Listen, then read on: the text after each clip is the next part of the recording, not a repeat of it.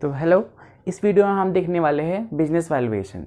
अब business valuation में क्या होता है कि हमको बताना होता है कि उस शेयर का प्राइस कितना है। तो इसमें हम मेथड फॉलो करने वाले हैं जो कि है हमारा नेट असेट्स मेथड। अब इसमें हमको क्या फाइंड आउट करना है, तो हमको फाइंड आउट करना है कि इक्विटी शेयर का वैल्यू कितना है और पर शेयर हमको प्राइस कितना मिलने वाला है, हम कितना ऑफर करेंगे इक्विटी शेयर होल्डर्स को। तो इसके लिए आपको सिंपल नेट असेट्स मेथड में क्या करना होता है, असेट्स माइनस हम क्या करते हैं, एक्सटर्नल लायबिलिटीज़ करते हैं। और साथ में हम क्या कर रहे हैं, केवल इक्विटी को हमको कैलकुलेट करना है, तो हमको प्रेफरेंस को क्या करना होगा, वहाँ से हटाना होगा। ठीक है, तो सबसे पहले हम क्या लिखेंगे नेट असेट्स मेथड में, टोटल असेट्स, आपके पास कितना असेट्स है तो हमने वो लिख लिया। यहाँ पर अमाउंट ऐड करेंगे सबको, fixed assets plus current assets में आपका टेंजिबल इंटेंजिबल वो भी आएगा। फिर वो हमको वहाँ पे टोटल करना है, फिर लेस करना है liability, but which liability, external liability not internal, that is capital, general reserve, हमको यहाँ पे नहीं करना है माइनस। ठीक है, तो क्या करना आपको, एक्सटर्नल लाइबिलिटीज़। अब एक्सटर्नल लाइबिलिटीज़ क्या होता है, मतलब उनको छोड़ के, रिजर्व एंड सरप्लस को छोड़ के, तो हमारा क्या हो जाएगा, डिवेंचर बैंक लोन रहेगा, बैंक ओवरड्राफ्ट हो गया, या हमको यहाँ पे करंट लाइबिलिटीज़ दिया रहेगा, वो हमको क्या करना है यहाँ से सब्सट्रैक्ट करना है। साथ में हम किसके लिए कैलकुलेट कर रहे हैं, इक्विटी शेयर वैल्यू के लिए ना, तो इक्विटी का क्या कर देंगे यहाँ पे, प्रीफरेंस का क्या कर देंगे, माइनस कर देंगे। तो प्रीफरेंस का माइनस करने पर जो अमाउंट बचा किसके लिए होगा, आपको इक्विटी के लिए हो जाएगा ना, ये अमाउंट किसके लिए हो गया, इक्विटी शेयर होल्डर के लिए। ठीक है, अब हमको क्या कैलकुलेट करना है, वैल्यू पर शेयर किस टू इक्विटी शेयर होल्डर्स को, हमको कितना प्राइस पर शेयर मिलने वाला है। तो जो भी आपका अमाउंट रहेगा और जो भी आपका इक्विटी का अमाउंट रहेगा उससे क्या कर देंगे, इक्विटी नंबर, उसके नंबर से कर देंगे डिवाइड, तो आपको क्या मिल जाएगा, प्राइस पर शेयर। होप सो आपको यहाँ पे समझा रहेगा। सिंपल नेट असेट में करना क्या है, जितना आपके पास असेट्स है उसमें से माइनस कर दीजिए एक्सटर्नल लाइबिलिटीज, साथ में माइनस कर दीजिए प्रीफरेंस शेयर, क्योंकि प्रीफरेंस हमको किसके लिए चाहिए, इक्विटी के लिए चाहिए, तो आपको मिल जाएगा वैल्यू पर शेयर। ठीक है, तो चलिए इसके बेस पे हम एक सम करते हैं जो कि है विपुल प्रकाशन के टेक्स्ट बुक से इलस्ट्रेशन नंबर 1। तो मैं यहाँ पे इसको यहीं ऐसे रहने देता हूँ और थोड़ा सा रफ करके सॉल्व करते हैं। तो ठीक है, वहाँ पे आपको क्या दिया हुआ है, टोटल असेट्स। यहाँ पे आपको ऐसा कर सकते हैं, मैं इसको यहाँ पे मिटा रहा हूँ। ठीक है, बिजनेस वैल्यूएशन चैप्टर का नाम है क्वेश्चन नंबर 1। ठीक है, आपको आपके डिस्प्ले पे यहाँ पे शो हो रहा होगा क्वेश्चन में क्या दिया हुआ है।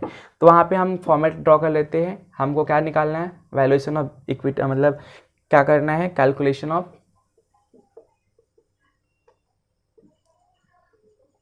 वैल्यू ऑफ इक्विटी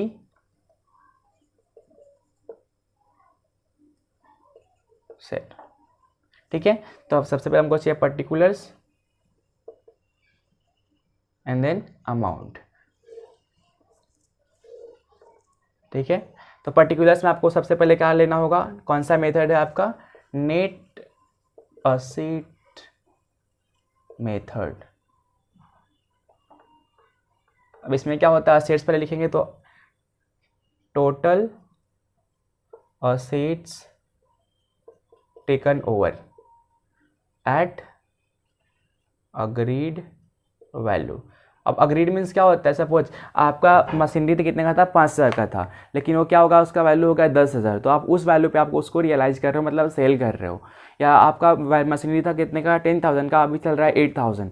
ठीक है, तो आप 8,000 रिकॉर्ड करोगे, ना कि 10,000। ठीक है, अगर सपोज आपको नहीं दिया कि आप कितने में मशीन सेल कर रहे हो, तो आपको बैलेंस शीट में जो भी वैल्यू दिया रहेगा आप उस वैल्यू पे करोगे। ठीक है, तो आपको यहाँ पे क्या क्या लिखे जा रहा है इस क्वेश्चन में, लैंड एंड बिल्डिंग है, मैं शॉर्टकट लिख रहा हूँ, लैंड एंड बिल्डिंग कितने का है, 2,40,000 का है। प्लांट एंड मशीनरी कितने का है, 2,40,000 का है। फिर आपका लेके जा रहा है स्टॉक, स्टॉक कितने का है, 1,20,000 का है। डेटर्स है आपका 30,000 का है। कैश है आपका एट बैंक है, मतलब कैश एट बैंक में कितना है, 1,50,000 है। और कैश इन हैंड कितना है आपको, 60,000 है। और आपने इन्वेस्टमेंट कितना कर रखा है,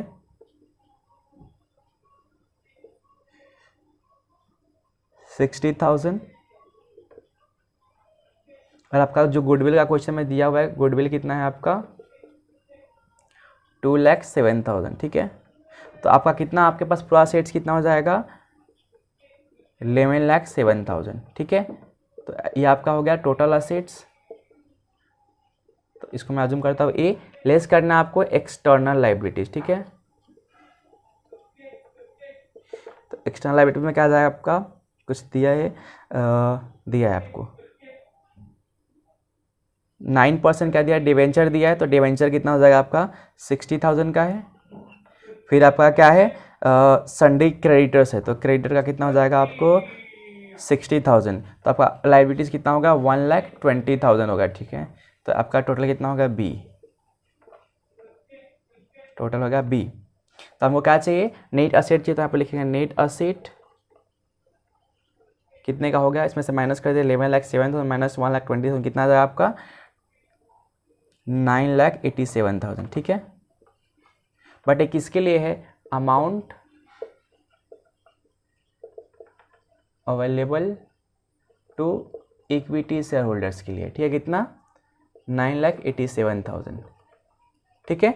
अब इसमें से आपको क्या करना है, प्रेफरेंस का कैपिटल माइनस करना, क्योंकि हम किसके लिए कर रहे हैं, इक्विटी के लिए कर रहे हैं ना। तो माइनस क्या कर देंगे, प्रेफरेंस शेयर कैपिटल। अब देखिए क्वेश्चन में कितना आपको मेंशन किया था कैपिटल, 60,000 का, ठीक है। तो 60,000 से माइनस कर दीजिए, तो कितना जाए आपका 9,27,000। तो ये आपका क्या आ गया,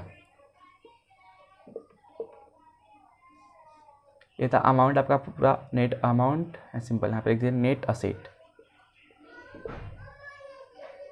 अभी जो नेट असेट है इसमें से माइनस किया प्रेफरेंस का, तो अब क्या होगा, अमाउंट अवेलेबल टू